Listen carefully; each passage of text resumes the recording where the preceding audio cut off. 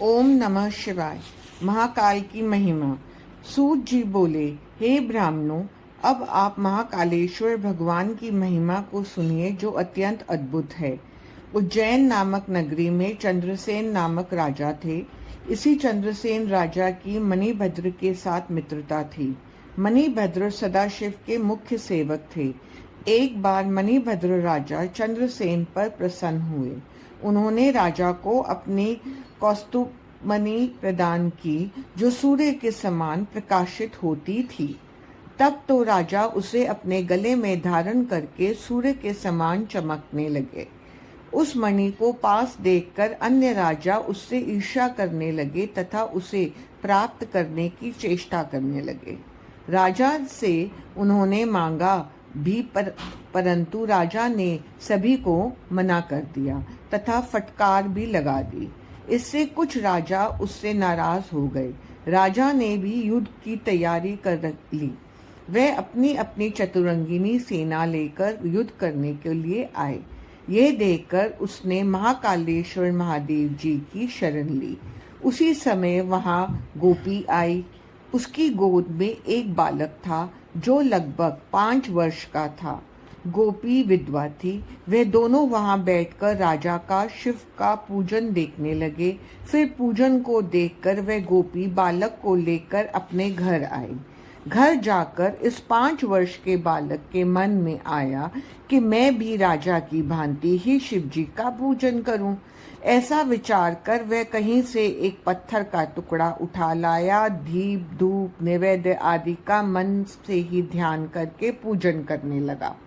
इतने में उसकी माता गोपी ने उसे स्नेहवश भोजन के लिए बुलाया, परंतु बालक शिव पूजन में मग्न था। माता को क्या पता कि उसका पुत्र क्या कर रहा है। बालक ने माता की आवाज को सुना ही नहीं। इस पर माता स्वयं बालक को बुलाने के लिए आई। उसने देखा कि बालक आंखें बंद किए हुए आसन पर बैठा है। गोपी ने उसे पकड़कर खींच लिया। वह उसे फटकारने लगी। माता ने उस बालक के सामने रखे पूजा के पत्थर को उठाकर कहीं फेंक दिया। वह बालक को खींचकर घर ले गई। वह बालक शिव शिव कहता व्याकुल होकर पृथ्वी पर गिर पड़ा। उसके होश जाते रहे। ये देखकर उसकी माता के भी होश जाते रहे। कुछ समय बाद बालक को होश आया तो उसने देखा कि वह महाकाल के मंदिर में बैठा है। वहां भगवान शिव का रत्नमय ज्योतिर्लिंग स्थित है। ऐसा देखकर वह बारंबार शिव को प्रणाम करने लगा। फिर भगवान शिव का ध्यान करता हुआ वह भागकर अपने घर को गया। वहां अपने घर को बहुत सुंदर देखकर वह आश्चर्य में पड़ गया। फिर माता की ओर देखा। वह भी एक रत्न जड़ित पलंग पर सो रही थी। वह अमूल्य आभूषणों को धारण किए हुए थी। तब बालक ने प्रसन्न होकर अपनी माता को जगाया तथा सदाशिव की प्रसन्नता का समाचार सुनाया। गोपी यह देखकर तथा सुनकर बहुत प्रसन्न हुई।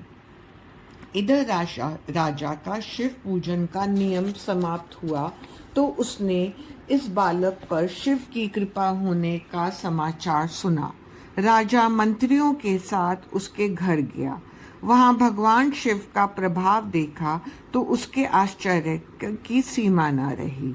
राजा तथा अन्य लोगों ने मिलकर रात को बड़ा भारी उत्सव किया।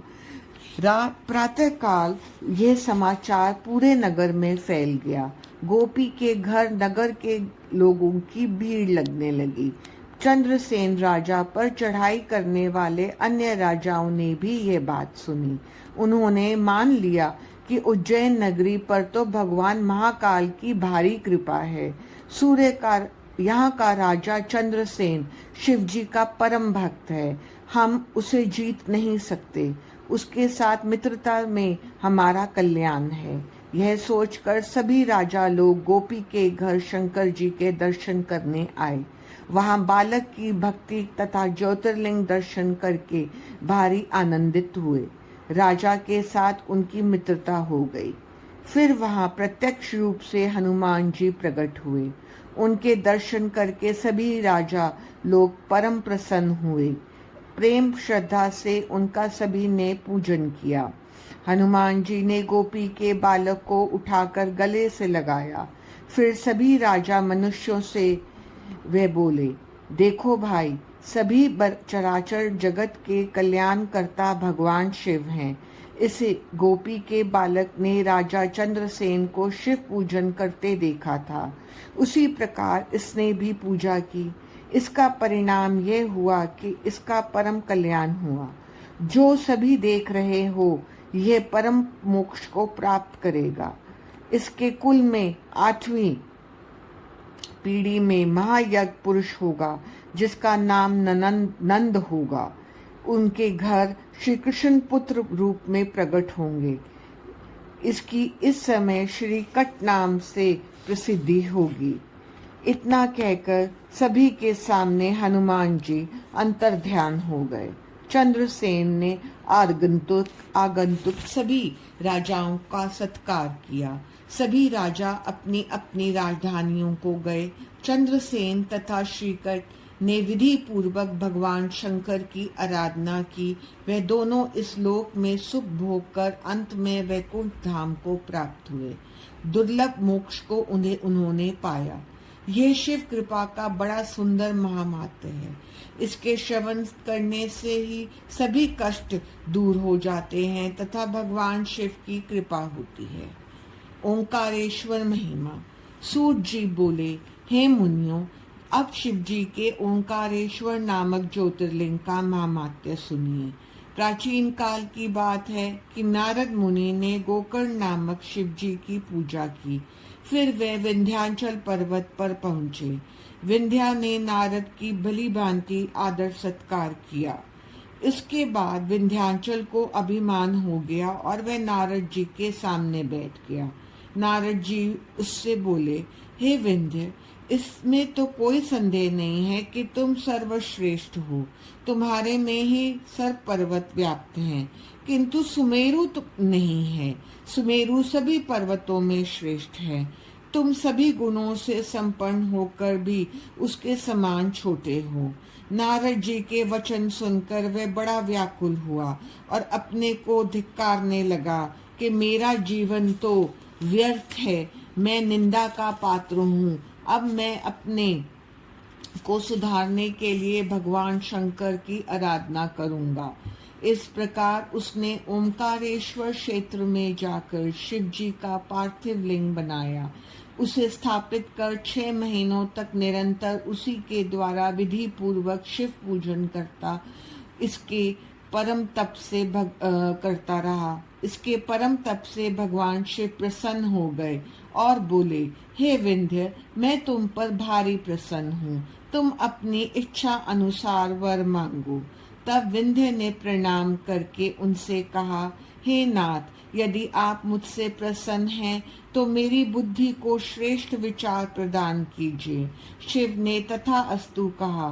सभी ऋषि मुनियों ने शिव से और वहां रहने की प्रार्थना की। शंकर जी जगत के कल्याण के लिए वहीं विराजमान हो गए।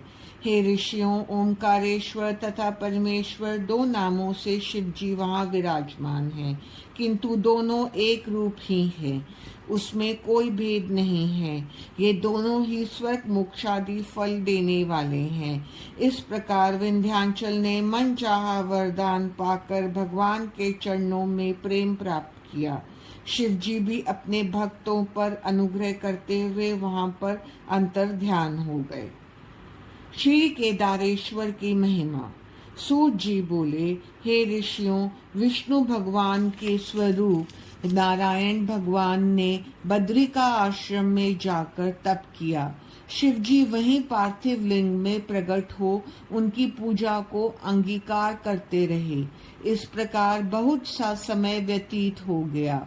भगवान शिव ने नर नारायण से वर मांगने को कहा।